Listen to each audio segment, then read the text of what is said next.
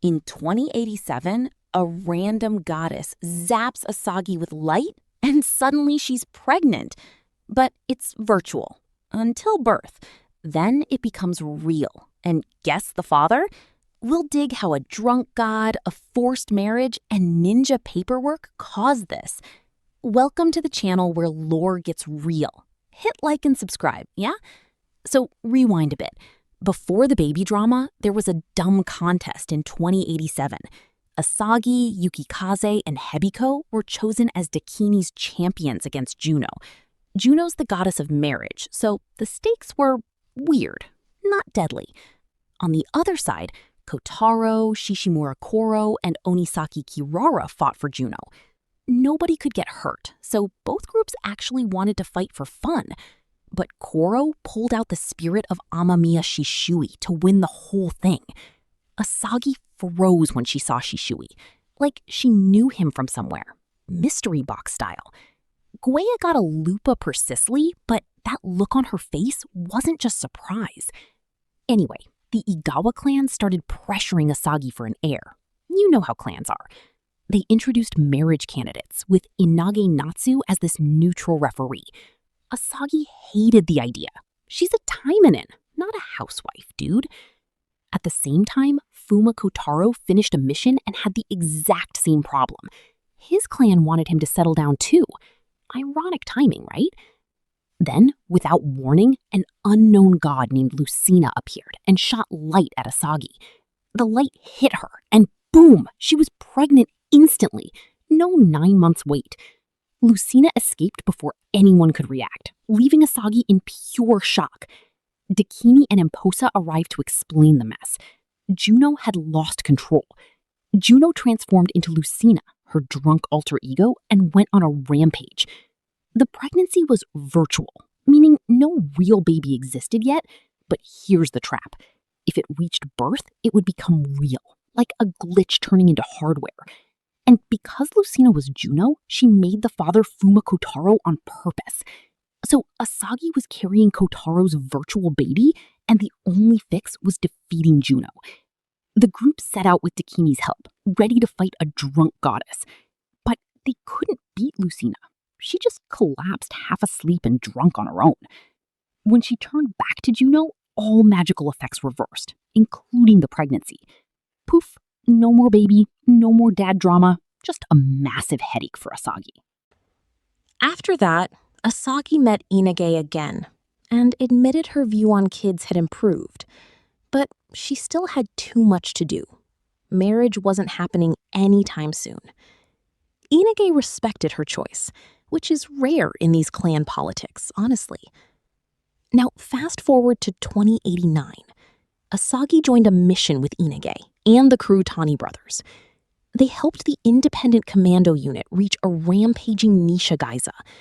The Kibushu group was busy keeping them busy. Typical war nonsense. Asagi arrived first. Then Yukikaze almost had to unleash her full power prematurely. Why? Because Tuatate's undead troops allied with Gaiza, and they were swarming. But Asagi killed them all by herself. No backup, just raw skill. Yukikaze praised her, saying Asagi had the most impressive abilities there. Then the Kibushu showed up, and Asagi faced Sokushitsuki, a woman with a grudge. Sokushitsuki said she wanted to fight Asagi more than anyone, even Edwin Black. Both women used insane speed, clashing faster than anyone could see. But Kotaro and the commando unit ran past the fight, so Sokushitsuki stopped. She gave Kotaro the correct direction, saying she was curious about his fight. If she didn't stop, Asagi wouldn't take the fight seriously. What a weird flex. Then December came, and Asagi was stuck in the office doing paperwork. She really wanted to make it to Kotaro's Christmas party, but work sucked. On her way, she spotted a dragon rampaging with a freezing frost aura. Inage Natsu gave her a soul costume to fight the cold. Teamwork time. They knocked out the dragon, named Andraste, and brought her to Fuuma Estate. Andraste reunited with her sister Berlik there.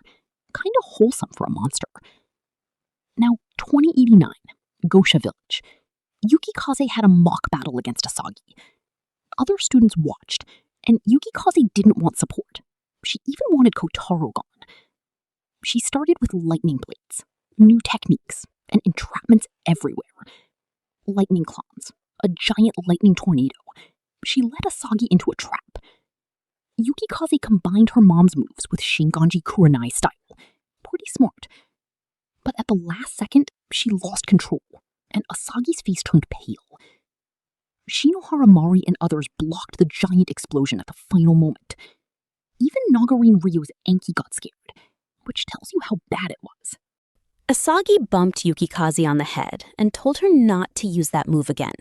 Not until you control it, she said, like a disappointed big sister. Asagi went home feeling completely finished, wondering if she was getting old. Sakura was still gone, working for the Stray Cats branch somewhere else. Asagi enjoyed a bath alone, finally relaxing. Then Mizuki Shiranui appeared. Shiranui used a long-distance illusion to show up in the room. Creepy but cool. She undressed so it wouldn't be weird, because ninja logic, I guess. They talked, and Shiranui invited Asagi to a party, but Asagi refused. As Taimanin chief, she had to stay neutral and could only send a small envoy. Then Asagi told Shiranui to talk to her own daughter, a classic mom guilt trip. Shiranui said she would at some point, which means probably never, lol. Kotaro got requested to stay in Amidahara for the party, unsure about support. He knew an assassin would target Shiranui, so he tried gathering intel. Asagi finally agreed to help for Amanaki Ui's sake, because she's not heartless. In July, Aji Ryu and Juno held a bride contest in Yomihara, because, of course. Sakura entered as wedding lady. No secret it was her, though.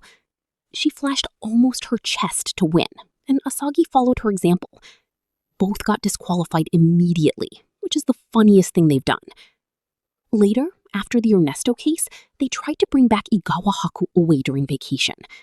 Asagi had a drinking contest with Hakuou and actually won. Impressive. But Hakuou stayed with her rogue group box. She liked her freedom too much. Meanwhile, Kotaro kept investigating the infected and became a target. Belphegor fed him half-true, half-false data, making Japan see him as an enemy. So now Kotaro's a wanted man, Asagi's single, and Yukikaze almost blew up a village. That's the state of Taimanin world in 2089, folks. Absolute chaos. Asagi's legacy is still unfinished, but she's not the same girl who got zapped by a drunk goddess anymore. The real question is whether Kotaro survives being public enemy #1 before Christmas. Honestly, I think Asagi's real growth isn't about fighting. It's about learning to say not yet to marriage and meaning it. In that mock battle, Yukikaze almost killed everyone, but Asagi just bumped her head like a tired mom. Maybe that's the scariest power in this universe. Patience disguised as disappointment. See you in the next video, where we dig into Kotaro's assassination hunt.